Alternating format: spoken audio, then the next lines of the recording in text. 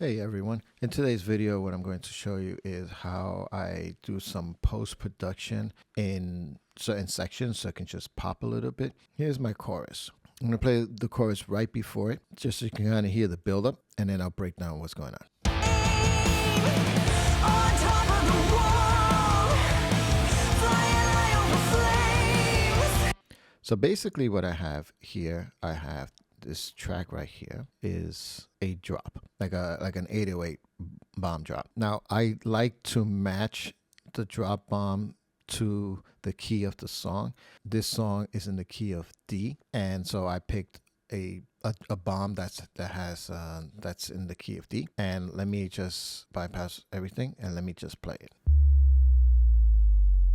What I'm doing here is just a filter. I don't need anything past 200. I definitely don't need anything below 200. I don't want to blow out someone's speakers with this drop.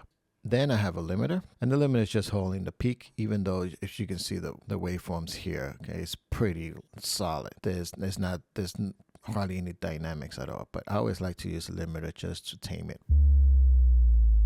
See, and it's doing maybe like 1 dB, but it's just holding it there. All right, and then I have this track called Godsmack, and this is it's called Godsmack Impact, and this is something that I got from Eric Ron when I saw him mix a Godsmack song in Nail the Mix, and I was like, wow, that sounds really cool. I like it.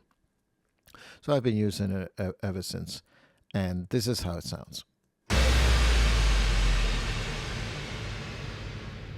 Yeah, it's pretty cool. It's like an explosion, and then together with the drop. Now the key to this, when you're mixing it, is that for the listener who is not really paying attention, they really shouldn't notice it, even though it's there. You should only notice it when you actively are paying attention to it, like you know it's there, so you listen to it. Because if it's too loud, then it's going to take away from the mix. So I'm going to mute it. I'm going to play the track, just this part right here. And then I'm going to bring it in. And you're going to hear the difference because now you're listening for it. But if you weren't listening for it and you're just listening to the song, you might not even notice it's there, especially to the average listener who's just listening to the music because they want to enjoy the song. They won't hear that, but it's there and it's doing something. It's making the chorus or all the other sections pop, like the intro or the outro, and wherever you want to put it. But you also don't want to put it all over the place, that it loses its impact. So let me play it, and then I'm going to bring it in, and you're going to hear the difference. But again, it's subtle. Here we go. On top of the wall. All right, and now I'm going to bring it in, and you're going to hear it.